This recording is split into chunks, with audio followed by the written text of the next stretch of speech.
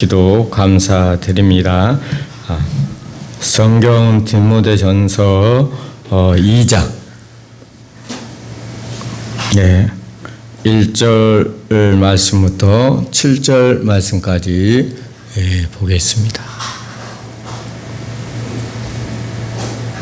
그러므로 내가 첫째로 권하노니 모든 사람을 위하여 간구와 기도와 도구와 감사를 하되 임금들과 높은 지에 있는 모든 사람을 위하여 하라. 이는 우리가 모든 경건과 단정함으로 고요하고 평안한 생활을 하려 함이라. 이것이 우리 구주 하나님 앞에 선하고 받으실 만한 것이니 하나님은 모든 사람이 구원을 받으며 진리를 아는 데 이르기를 원하시느니라. 하나님은 한 분이시요 또 하나님과 사람 사이에 중보자도 한 분이시니 곧 사람이신 그리스도 예수라. 그가 모든 사람을 위하여 자기를 대속물로 주셨으니 기약이 이르러 주신 증거니라. 이를 위하여 내가 전파하는 자와 사도로 세움을 입은 것은 참말이요 거짓말이 아니니 믿음과 진리 안에서 내가 이방인의 스승이 되었노라. 아멘. 오늘 디모데전서에 대해서 잠깐 생각해 보겠습니다. 이 앞주에 디모데전서, 후서, 디도서가 무슨 성경이라고 그랬죠? 기억하십니까? 일주일밖에 안 됐는데 다 잊어버렸나 봐요. 목회서시라 이렇게 이야기를 했습니다. 사도 바울이 13권을 써서 그 중에 옥중서시는 4권, 또 목회서시는 3권 이렇게 말씀드렸죠. 디모데전서, 후서, 또 디도서, 이게 목회서시라. 바울 사도가 당시 에베소에서 사역을 하고 몇 년 동안 했다고 이야기, 우리가 이제 제가 자꾸 물어보는 건 마음의 머리에 새기라고 자꾸 물어보는 것입니다. 2년 동안 사역을 했는데 그 사역 장소를 디모데에게 물려줬습니다. 디모데는 바울의 수제자라 이렇게 이야기할 수가 있고, 디모데를 바울 사도가 뭐라고 그랬냐, 아들이라 이렇게 표현을 썼습니다. 그만큼 사랑하는 사람이었어요, 디모데를. 누가? 사도 바울이. 디모데에게 가장 오래된 자기가 제일 오래되고 섬겼던 에베소를 맡겼다는 것은 그만큼 신임이 있고 믿음직한 사람이었다. 사도행전 16장에 보면은 인간 디모데는 루스드리아라는 곳에서 헬라인, 아버지는 헬라인이고 어머니는 유대인 사이에서 태어났다는 것입니다. 믿음이 있는 어머니를 통해서 어렸을 때부터 성경을 잘 배웠고 외할머니로부터 성경을 잘 배웠다. 디모데후서 1장 5절과 3장 15절에는 사도 바울과 인연을 맺기 전에도 다른 믿음 자들로부터 칭찬을 받는 자였다. 디모데는 어떤 자였다고요? 칭찬을 받은 자였다라고 사도행전 16장 2절에 기록하고 있습니다. 우리의 생활 속에서도, 우리의 삶 속에서도 칭찬을 받아야 돼요. 디모데처럼. 우리의 삶에 칭찬을 받지 못한 사람이라면 뭘 못합니까? 전도를 못해요. 전도를 할 수가 없어. 왜? 내 삶이 올바르지 않기 때문에 전도를 할 수가 없어. 디모데는 칭찬을 받을 만한 사람이었다는 것입니다. 그러기에 우리에게도 디모데처럼 끝까지 변치 않고 사도 바울의 제자로서 사역을 잘 감당한 진실한 사람이 바로 그 디모데의 모델이 되는 것입니다. 우리들도 디모데처럼 하나님 앞에 훌륭한 사람이 돼야 돼. 훌륭한 사람이라는 것은 뭡니까?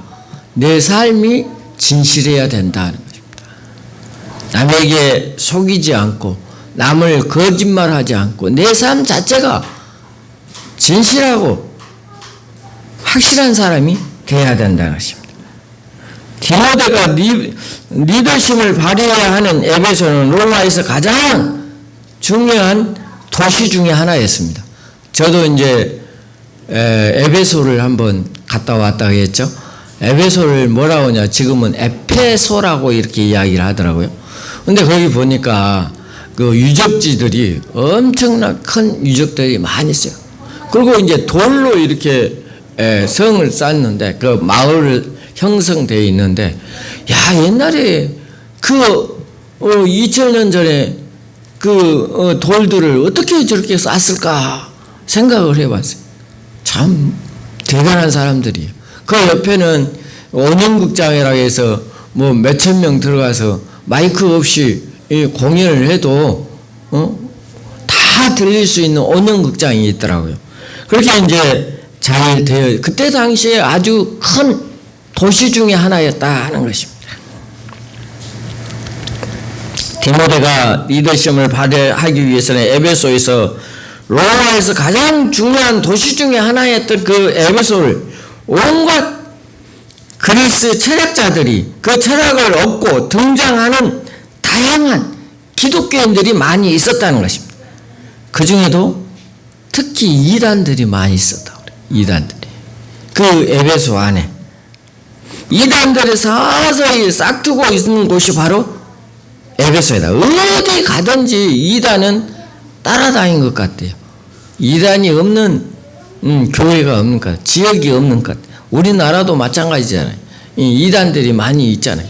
그때 당시에도 이단들이 많이 있었다는 것입니다.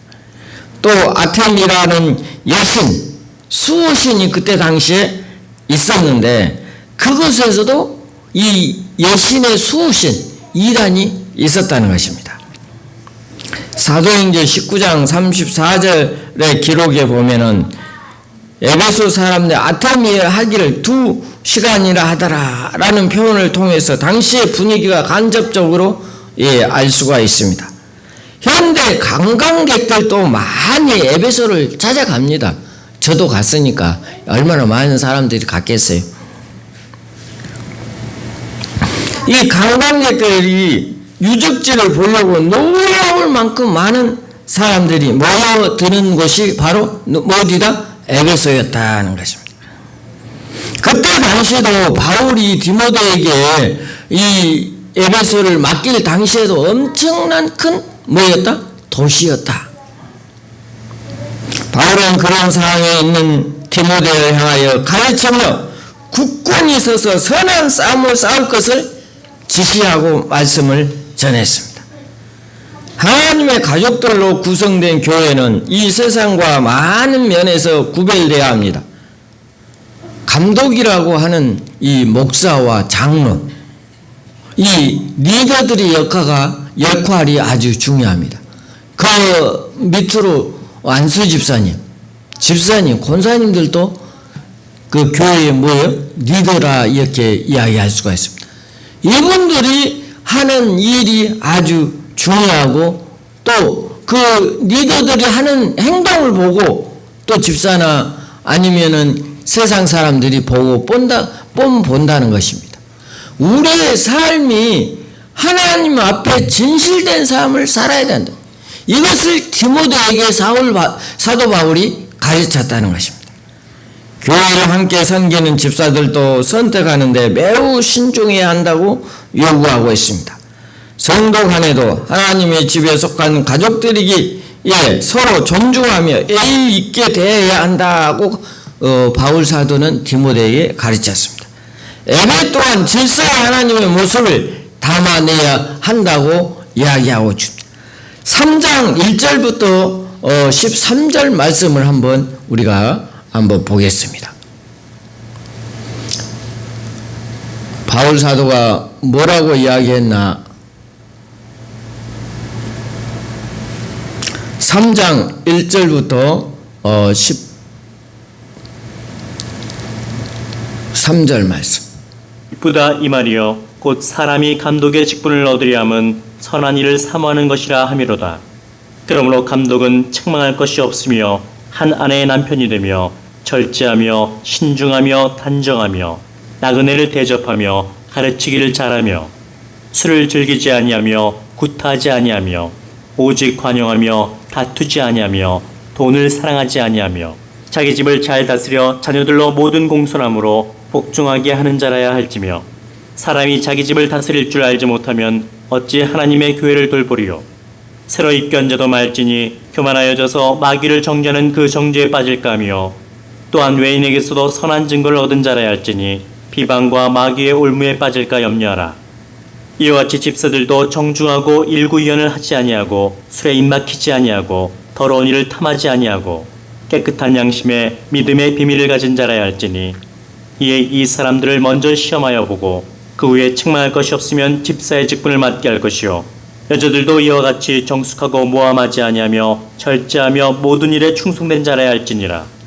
집사들은 한 아내의 남편이 되어 자녀와 자기 집을 잘 다스리는 자일지니 집사의 직분을 잘한 자들은 아름다운 지위와 그리스도 예수 안에 있는 믿음에 큰 담력을 얻느니라.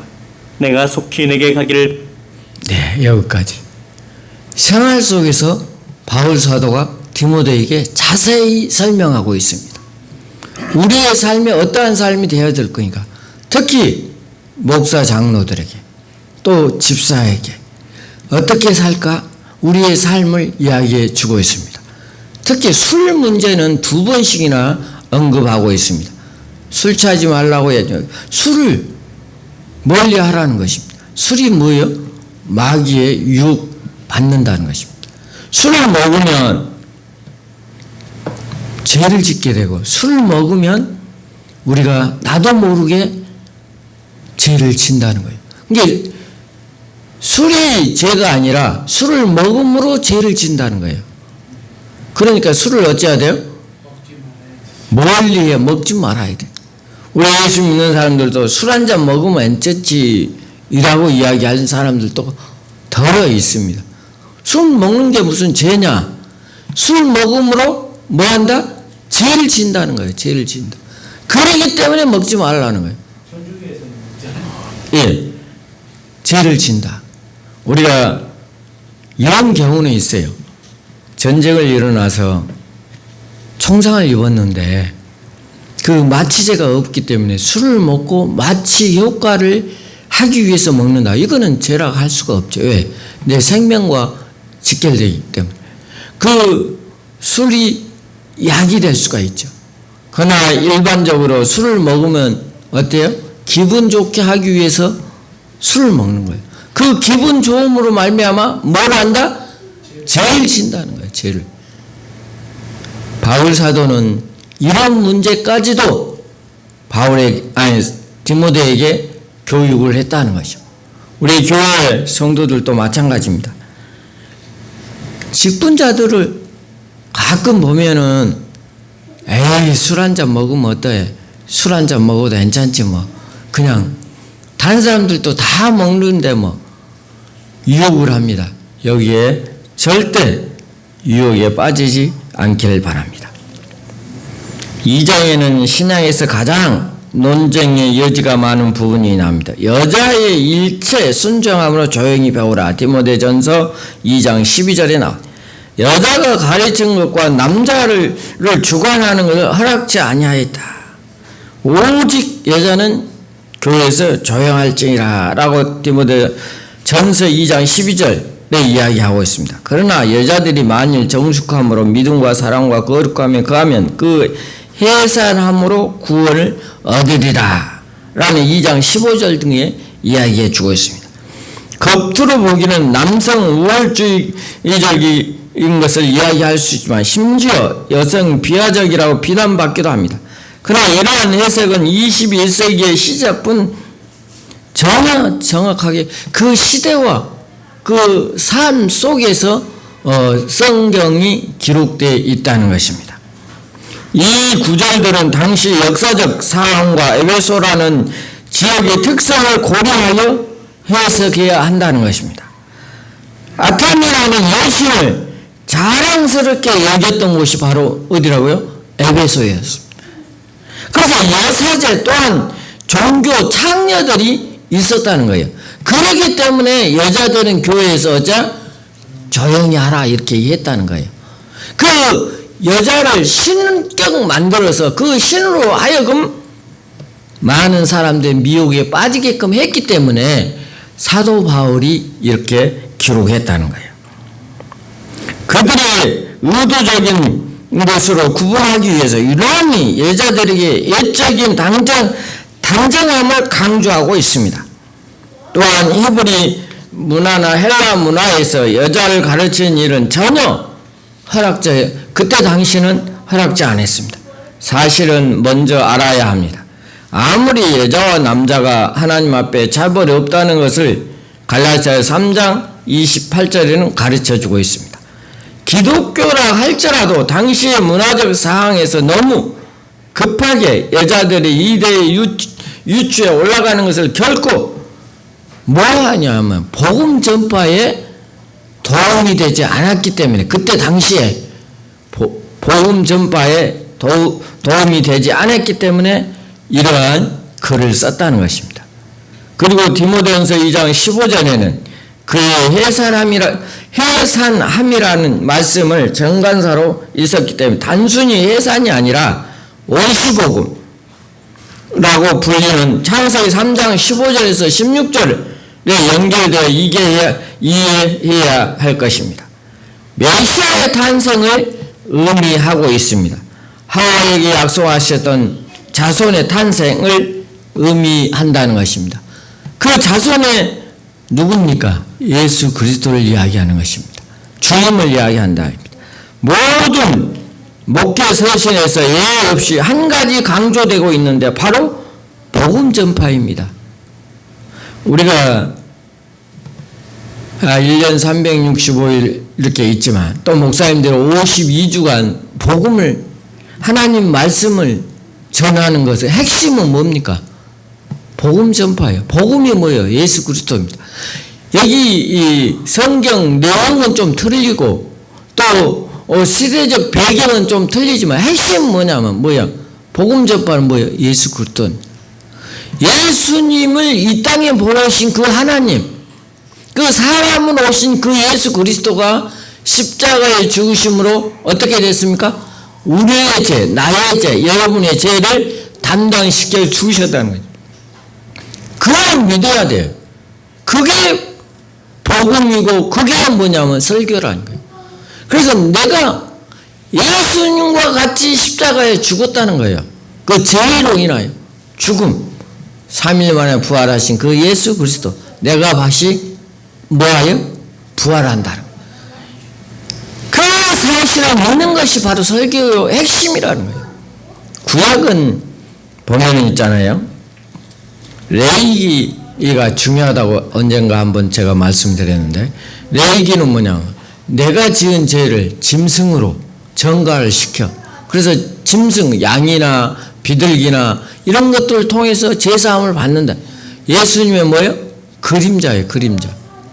그래서 이 목사님들이 다 주일마다 내용이 틀리고 또 설교 방법이 틀리고 다 그러지만 핵심은 뭐냐면 예수 그리스도를 정하는 거예요. 복음이 뭐예요? 예수님이다.